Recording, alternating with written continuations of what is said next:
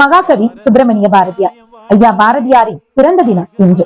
ஒரே தேதியில் பிறந்து அதே தேதியில் இறந்தவர் ஐயா சுப்பிரமணிய பாரதியார். செப்டம்பர் 11 பிறந்து டிசம்பர் 11 இறந்தவர் பாரதியார். அவர் வாழ்ந்த காலம் வெறும் 38 வருடமாக இருக்கலாம். அவருடைய அறிவாலும் புலமையாலும் ஆற்றலாலும் திகைத்த இந்த நாடு கண்பட்டதாலே காலன் அவரை அழைத்து சென்றார் வெகு விரைவில்.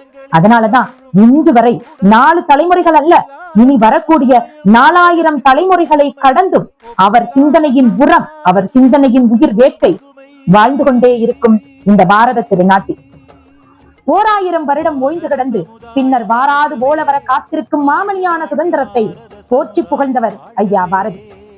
நம் பாரத நாடு நிலப்பரப்புல பல வாக்குல துண்டாடப்படும்ன்றதை உணர்ந்த பாரதி அன்றே சொன்னார் பாட்டி, சிந்து நதியின் விசை நிலவினிலே சேரரன் நாட்டிலம் பெண்களுடனே சுந்தர தெலுங்கினில் பாட்டி செய்து தோணிகளோட்டி விளையாடி வருவோம். கங்கை நதிப்புறத்து கோதுமை பண்டம் காவிரி வெற்றிலைக்கு மாற்றிக்கொள்வோம். சிங்க மராட்டியர்தம் கவிதை கொண்டு சேரத்து தந்தங்கள் பரிசளிப்போம். சிங்கள தீவினிற்கோர் பாலம் அமைப்போம். சேதுவை மேடொருத்தி வீதி சமைப்போம். வங்கத்தில் ஓடி வரும் நீர்மிகையில் மையத்து நாடுகளில் பயிர் செய்வோம் என்று சொன்னார் பாரதி. அவர் கண்ட கனவை நனவாக்க விடாமலே பலவாக்கிலேயே துண்டாடப்பட்டது நம் பாரத நாடு. பாகிஸ்தான்காரன் சிந்து நதியை எடுத்தான், சைனாக்காரன் திபெத்தையும் கைலாஷ் மலைப்பகுதியை எடுத்தான், இந்த பக்கம் மறுபடியும் வந்து காஷ்மீரை எடுத்தான். நிலப்பரப்பாலையும் நீர்பரப்பாலையும் மொழி பிரச்சனைகளாலையும் பல வாக்குல துண்டாடப்பட்டது நம் பாரத தேசம். அத்தனையும் கடந்து இன்று பாரத நாடு இவர் போன்ற அர்ப்பணிப்பாளர்களின் சிந்தனைகளை இறுக்கி பிடித்ததாலே மீண்டும் தன்னை நிலைநிறுத்தி வளர்த்து கொண்டிருக்கிறது. அதற்கு காரணம் இப்படிப்பட்ட மகான்களின் ஆசீர்வாதம் தான் என்பதுல மாற்று கருத்து இல்ல.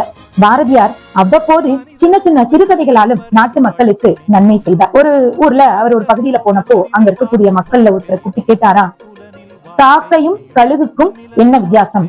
காக்கையும் பறவைதான், கழுகும் பறவைதான், ஏன் ரெண்டுக்குமான வித்தியாசம் இருக்கு? ஏன் கழுகு பலமாவும் காக்கை பலம் இல்லாமலும் இருக்கும் கேட்டாரு. அவர் பதில் சொல்ல முடியாம நிற்கிறாரு. உடனே பாரதி சொல்கிறார், காக்கையும் பறவை கழுகும் பறவை. காக்கை தன்னுடைய சிந்தனையிலும் தைரியத்திலும் கீழோங்கி இருக்கிறது, கழுகோ தன்னுடைய சிந்தனையிலும் தைரியத்திலும் மேலோங்கி இருக்கிறது. அதனாலதான் அது மேல போய்கிட்டே இருக்கு. காக்கை தன்னுடைய சிந்தனையிலும் பலத்திலும் கீழ் நோக்கி பார்ப்பதால் தான் கீழே போய்கிட்டே இருக்கு.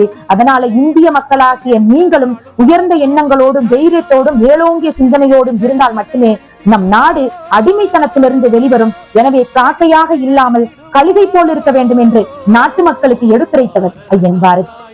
தன் நாட்டுப்பற்றை ஒரு கைப்பிடி மண் எடுத்து அந்த மண்ணை இறுக பற்றி கொண்டு, இந்த மண்ணில் தான் எனக்கு தாய்ப்பால் கிடைத்தது, இந்த மண்ணில் தான் எனக்கு சுவாசிக்க காற்று கிடைக்கிறது, இந்த மண்ணில் தான் நான் உண்ண உணவு கிடைக்கிறது, இந்த மண் தான் எனக்கு உழைப்பை கற்றுக் கொடுக்கிறது, இந்த மண் தான் என்னை வாழ வைக்கிறது. எனவே இந்த நாடு என் நாடு, இந்த நாடு பாரத நாடு என்று நாட்டு மக்களுக்கு எப்போதும் சிந்தனையை விதைத்து சென்ற ஐயன் பாரதியின் பிறந்த நாளான இன்று பாரத தேசத்தின் மக்களின் அனைவரின் சார்பாகவும் போற்றி வணங்குகிறேன்.